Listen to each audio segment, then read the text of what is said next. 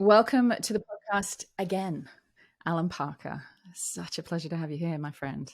I can't tell you how thrilled I am to be back. And I've missed you. I've missed you too. Did you know, and I only realized when I was kind of putting my thoughts together for this conversation, that you were the very first Inside Influence podcast episode. I think we're on like 160 now, 170. Oh, you're kidding. You were number one. You were my first. Really? Oh, Yep. no. I did not know that. And I remember I had, because I recorded, I think it was 6 or 8 in order to kick off the first kind of season of the show. This is 3-4 years ago. And I had a choice out of those kind of 6 to 8, which ones I wanted to launch as the very, very first episode, the episode that I was hoping was going to catch people's attention and hold them enough to listen to episode 2. And you, my friends, were the one. That's a lovely, lovely compliment. I can't believe it's taken me this long to have you back. So I want to jump in because the thing I love about second round conversations, and you and I talk a lot, regardless of online, offline, is that we can just free flow this one. And there's just a bunch of things that I want to talk about and a bunch of your insights that I want to give to the people that are listening. And you're probably more so, well, you're definitely more so than any other human, someone I have learnt the most about, the most from, when it comes to negotiation, when it comes to how you show up, choosing your state, and when it comes to managing conflict. I would go back to your teachings, probably, more so than any other teachings that I have ever received, both from you directly and in watching you. I want to just start. Usually I ask if there's one idea that's really capturing your attention right now when it comes to influence, when it comes to how we influence ourselves, what would it be? And I would usually give you the choice, but because you're a dear friend, I'm not going to give you the choice this morning. I want to plug into something that we were just talking about. And I stopped you mid-sentence and I said, this is too valuable to talk about off air.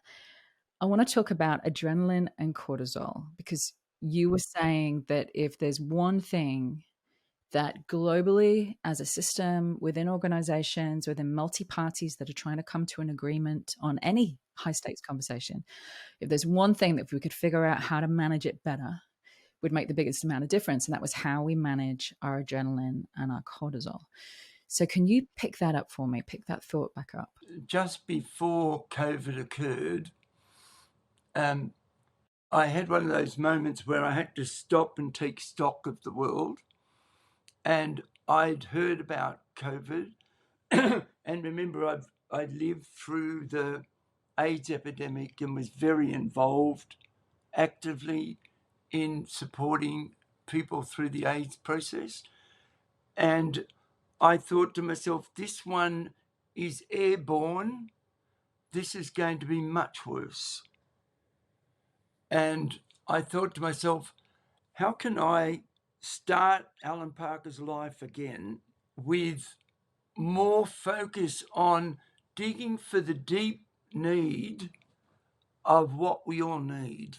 And I thought to myself, if this thing is airborne and it does take off the way it's being reported it might, the world is going to be different and new at a level never before, and the human being is going to have their description of stress elevating at a level we've not seen before. And I thought, I've got to come up with a way of going way underneath the stress and the stress conversation, and way underneath the flow-on social economic factors. And I've got to get down to what is it that I could contribute to the world that would allow every human being to have better choice about how they experience what they experience. So better choice around how we show up, how we deal with other human beings, how we deal with situations. Yep. And I'd been doing it before, but since that moment, Julie, I have devoted my entire work and research on what can you and I or you or I do in this 3 seconds that will enhance the quality of our being? Another way of saying that is, how can you and I snap our finger and be in a physical, mental, emotional state that exquisitely takes care of what's happening right now, that you and I can influence? And I coined the phrase, be in 3 seconds, so we can identify critical choice points and activate them. Before you go into that, I think it's worth saying here that the detrimental effect that adrenaline and cortisol has, because what we're talking, and before you get you go there, because I know whatever you've got there is going to be huge for me. um I just want to have just very quickly cover for me what happens when we let adrenaline and cortisol run the show. Oh, that's my favorite term. We can't let cortisol run the show. We can't let adrenaline run the show. We can't let both of them run the show. And it's because we do need adrenaline and cortisol. They provide us with energy and alertness, and they trigger our alert system. So we need them to be active and aware. However, like everything, there's too much and there's too little. And the moment, Julie, I describe it, that you and I have a threshold. That, the last few days I've had a huge amount of demands on my time, and I keep watching myself and going, Allan, you're at your threshold. And that threshold means I notice that I'm thirsty, my mouth dry. I notice that I've been rushing. I notice that I'm making more mistakes when I type. I notice that I'm making more mistakes when I text. I notice that I'm getting to one room to do something and forgot what it was that I went there to do. I forget where I left my car keys. I forget where I left the phone. And when I find the phone, I find that I've got a text that I'm halfway through that I didn't send, that I should have sent an hour ago. What I'm noticing when you're talking is that when I am at that threshold, one of the things that I've noticed, one of the trigger points that catches me where I go, okay, I'm here, is I start, this sounds insane, but I start negotiating with myself for water. So I'll think, I'm really thirsty. Okay, I finish, like, get these 2 tasks finished, and then we can go get a glass of water, like something basic like water. I start having this running negotiation, this fight or flight in my head, where I'm like, no, not now, not now. We don't have time now. I've got to get this thing done. Then the computer bips, and there's another email, and an hour later realise I still haven't got the water. The human brain must have water. Its main reason for human beings having stress is dehydration. It's the number one reason. It's the number one reason. If I don't have enough water in my system, and there's not enough water to carry the oxygen that my brain needs up into my brain and into the brain cell, and when the oxygen is carried by water in blood, the oxygen is delivered into the brain, and it combines with glucose and produces energy and a substance called glutamate, which is the most active neurotransmitter for alertness and awareness that we have in our system. And glutamate produces clearer thought. Now, every time I've used up too much water and the water level in my brain diminishes, glutamate is in less production and clear thought is less available. And what's fascinating about that is when thoughts get less clear, often me, let's just be clear here, me, turn to coffee, because you're like, I need to think clear. And coffee is a dehydrating substance. And stimulate adrenaline. Mm. So I want to go back to what you were saying there about you have trigger points that you have learned to identify over the years. Where your cortisol is running, your adrenaline is running, that results in certain behavior that you can pick up on. All right, now we'll get to the meat of it. What's the 3 seconds? What's the 3 second turnaround? What's the 3 seconds? The 3 seconds, Jules, is that I'm going to bring my attention here and be with you 100%. So my attention is now out on Julie and with Julie. And if I do that often enough and well enough, you and I become one and connection occurs. But I've got to be in this 3 seconds for that to happen. For me to be here listening and attending to you with my attention out and listening to every word you ask. And in fact, I've just caught that my gesture that I'm doing is exactly the same as your hand position. And when I do connection, my mirror neurons, particularly in the frontal lobe of the brain, actually mean that I'm now connected to you and we copy each other. So what's the mechanism there? So right then, you come in with the word, so what's the mechanism there? Now, as a linguist and a neuroscientist, I go, beautiful, Julie, that's the next step. So when you're here with me in the present, you're going to start most of what you say with so, followed by a pause and a breath. And it's, we are recording. Yes, we are. Are we video recording? This will go out in audio format, but there will be a video, videos that There go out. is. Fabulous. Because if we watch the video, we'll see that there's mirroring going on with you and me when we connect in the present. And the magical thing that happens when we connect in the present, the mirror neurons occur, we copy each other. You're not going to come up with Julie's comment, you're going to connect to Allan's. And so you come in and go, so, and then you go to ask your question. Now, when you go, so, it indicates to me that you're about to talk about something I just said, because it's linguistically a linker. And then you take a breath in that tiny little pause, which shoves oxygen straight to the brain and transmits glucose into glutamate. And I go, oh, she's listened to me and she wants to talk about what I just said. And now I feel heard and appreciated. And now I've got dopamine pumping because I feel rewarded. There's almost a kind of a hack there I'm noticing where, let's just use my children. So it's the end of the day. You've got 1,000 things running in your head, 1,000 unfinished tasks, 1,000 conversations. Some of them went well, some of them could have been better. 1,000 results that have been reached or not, and you sit down and the intention is to be present for my children.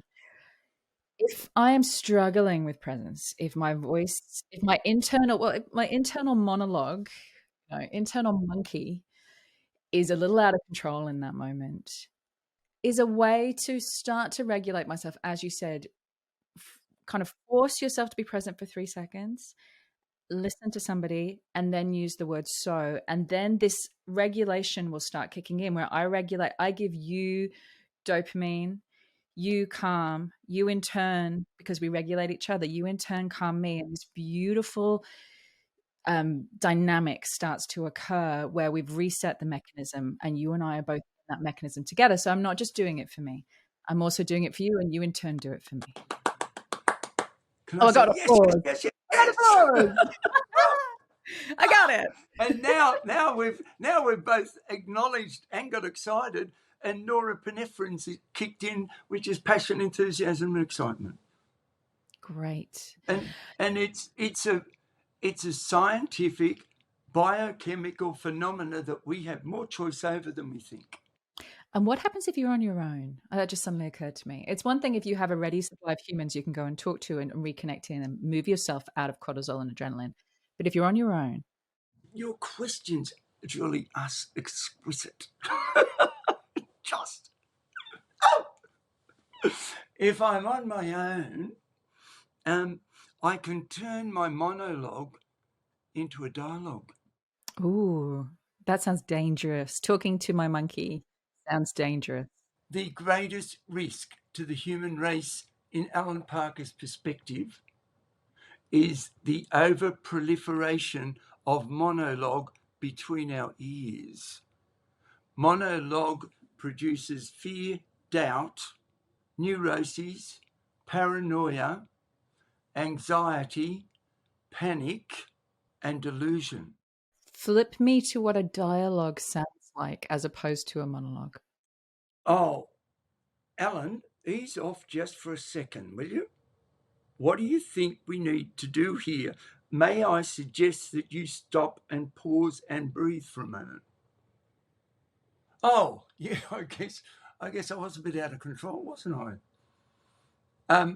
Actually, I'm really thirsty and I need to go to the toilet. I hadn't noticed I needed to go to the toilet because I was so rushed and busy. Can you excuse me just for a sec while I go to the bathroom? Now, when I get really agitated and rushed and busy, I actually switch off my internal abdominal system. I actually lose sight of the fact I need to go to the toilet. I don't feel it because the adrenaline's got all the blood pumping in my legs and my arms. But if I can have a chat with myself, the two different parts of me, then we've got something happening. And what if, I'm going to devil's advocate this now. Please do. What if the volume, so, okay, we've got one entity in our head that we're listening to, which is the cortisol adrenaline version of events.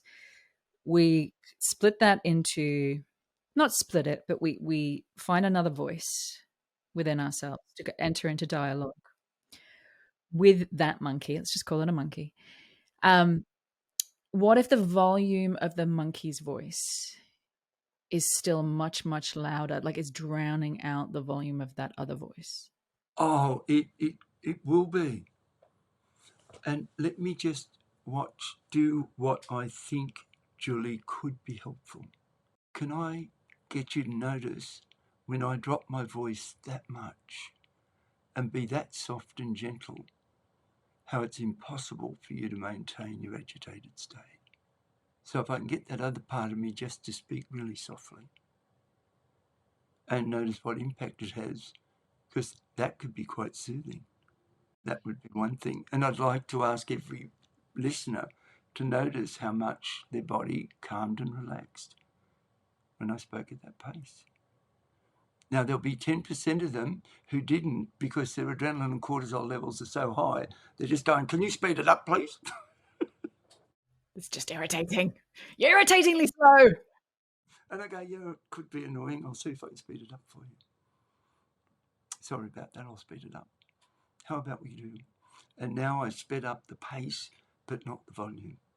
There's something else that happens there. I was segueing onto another topic, but it's related.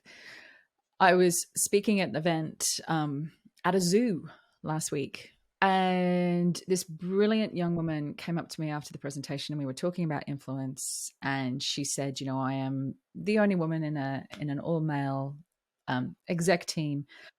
And I have noticed, which isn't an uncommon thing, I have noticed that when I, disagree, get frustrated, get passionate, the view of me is kind of difficult, hysterical, emotional. How would you counter that? And I went back to this piece of guidance that I think it was you that gave me in the first place, which is something rather than go up, when we are feeling agitated, when we're feeling frustrated, when we're feeling irritated, rather than our voice going up an octave, which for a lot of people shuts people down. There's gender bias there, but even move that aside, it just shuts people down.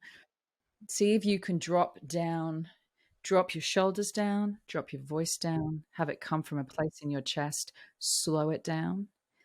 And there's a gravity and an authority to that is way more powerful than speeding up. And also, and I hadn't thought about this before, but you're right, it's also incredibly calming for your nervous system rather than ramping up to come down. And so you have that double-barreled effect, as in it brings down the energy of the conversation if it's got out of control. And it also brings authority and gravity to the words that you say. Yep. And in fact, one of the things when I'm covering leadership with people, I often say my simple framework for great leadership is somebody who knows how to do authoritative and humble in the same minute, and somebody who knows how to do credible and approachable in the same minute. And that's why the 3 seconds is so important for me to go, right now, where am I? Because if I've got too much adrenaline going, I'm going to revert to authoritative. But as that speeds up, the authoritative gets interpreted as aggressive or hostile or even bullying at worst. But if I can manage myself, observe myself, step out of the situation and go, hang on, Allan, just a second. Oxygen's the first thing a human being needs to stay alive. Take a breath. And if I can pause and breathe, now this is in the moment science. When I pause and breathe and take a breath in, that alerts my sympathetic nervous system, which produces alertness. As I breathe out, that activates my parasympathetic nervous system, which creates a neurotransmitter called GABA and creates a state of calm. Now I'm alert, calm with every breath. And when I get too much adrenaline, I'm taking short breaths in the upper part of my chest, and I'm never clearing out the carbon dioxide out of the lower part of my lungs. And my body, after a while, says, you can't have that much carbon dioxide in the system, because when we breathe out the carbon dioxide, it removes the free radicals that are produced in the production of glutamate. And removing free radicals is the most important cleansing task of the entire human organism. Breathing is the most underestimated stress reduction tool, and it's so profound, so scientifically validated, and so simple. We underestimate it enormously. Now, if we did more breathing and more water, the brain would function more effectively because it's got more oxygen, more glutamate. The glutamate will produce clear thought, and it will, if we're breathing out long time. It's why when people go, and we sigh, it's to get the carbon dioxide out, to carry the free radicals out of our bodies. Free radicals are the most toxic substance we produce in the human body. And the simple act of breathing and pausing. And then when I do breathe and pause, I go, so Julie. Now you'll notice I do so Julie 50% of my interactions with you. And it's so I remain connected with you. And if my attention goes out to you, my adrenal system says you're safe, speaks to the amygdala and lowers the adrenaline and cortisol. One of the biggest tools I learned from you on this topic, that I've used time and time again in my life and in my career is, and it's related to cortisol, is the impact that it has on the quality of conversation that we are able to have, the quality of negotiation, the quality of conflict management, the impact that eye-to-eye contact has. And you and I have talked about this many times. And, I'll let you go into it, but I used these tools when I was managing, I was in my mid-20s, like trying to manage and lead, heads of banks. And I was winning and failing in, equal measure, mainly the failing at trying to have important conversations without the adrenaline kind of testosterone spikes that would take it to places that was just unproductive and unhelpful and exhausting, while still maintaining leadership and authority. And one of the biggest ones you gave me was, if there's a conversation or a human being that is very high octane, then never sit at a table looking them in the eye. And that sounds ridiculous, but if you have something important to talk about, you sit next to them and you move the problem. So you guys who are listening, you can't hear me, you can't see me, but rather than staring somebody in the eye and the problem sits between us, sit next to them and literally take the problem as an invisible ball in your hand and place it between the both of you, look at it and go, what are we going to do about this? And point to it. So simple, but completely game changing for me. Why does that work? Gosh, there's 5 ways I could answer that. It's such an important question. You and I have an alert system, which is our safety alarm system.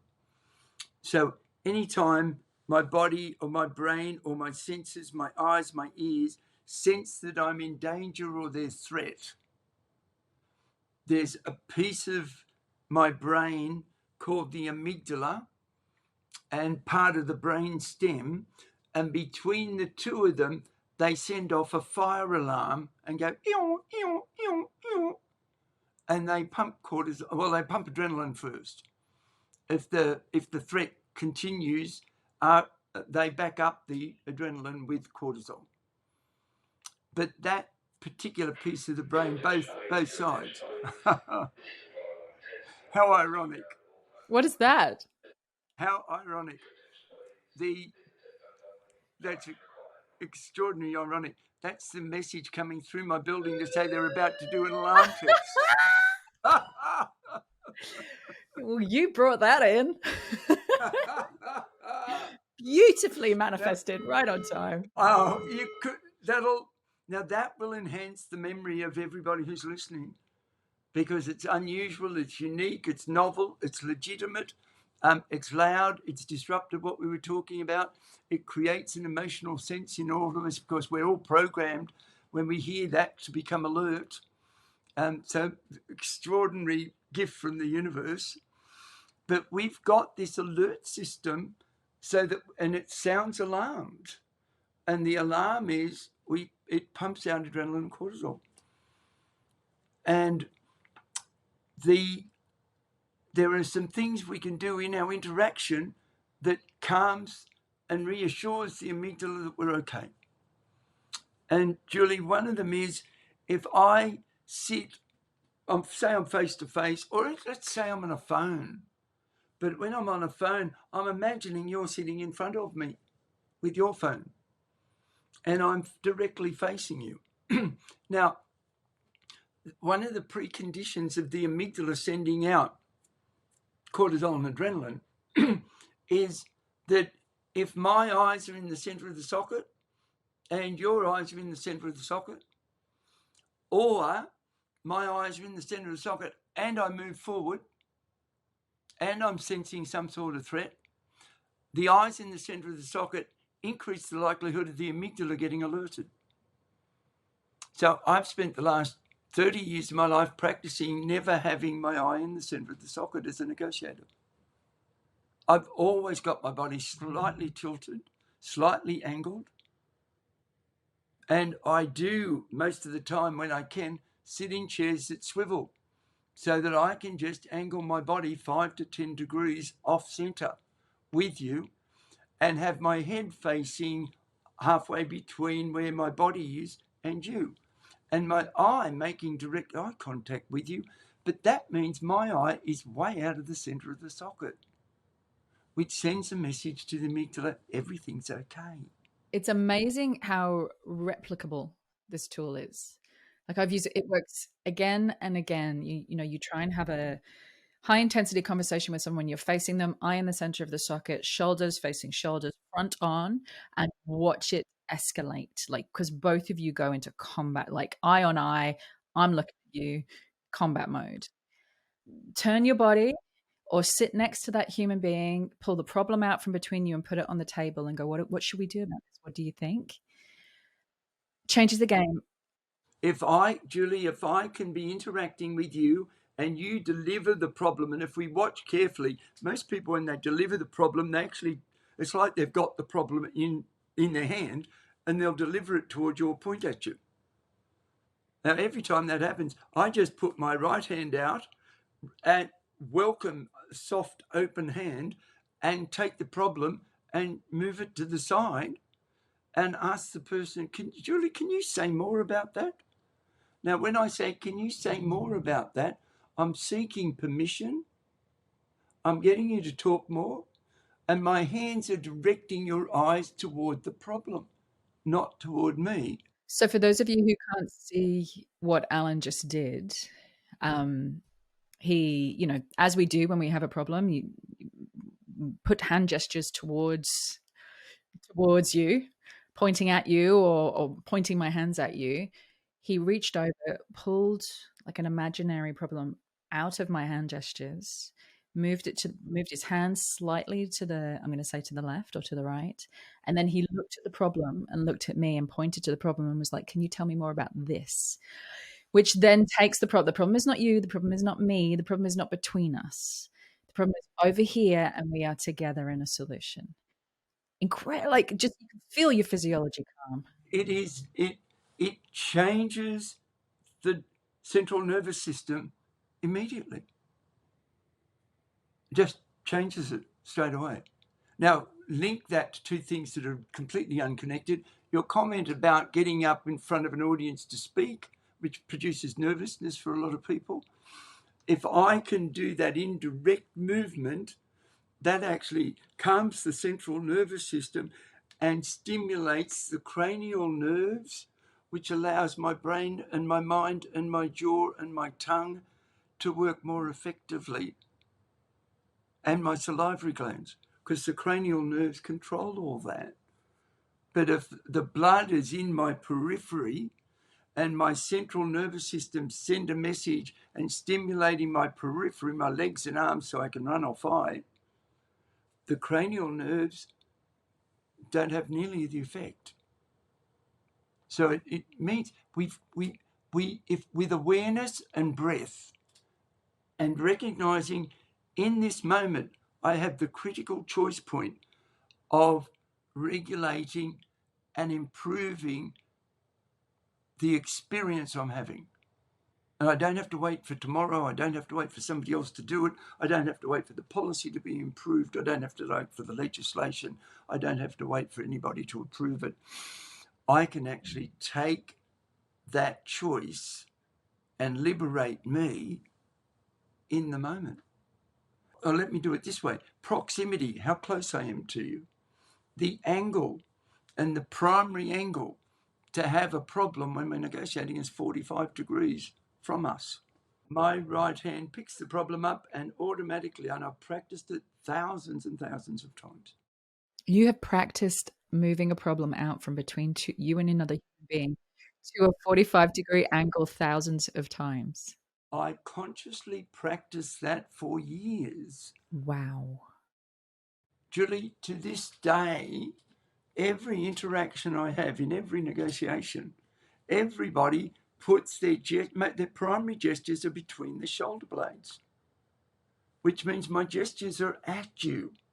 Now, if I get the proximity wrong and I move toward you too quickly, it'll alert your amygdala. But if I keep the right distance, I have the angle, I reduce the tension. And if you watch when I reduce tension in my body, my height lowers. That's proximity, angle, height, tension, and I'm on the path.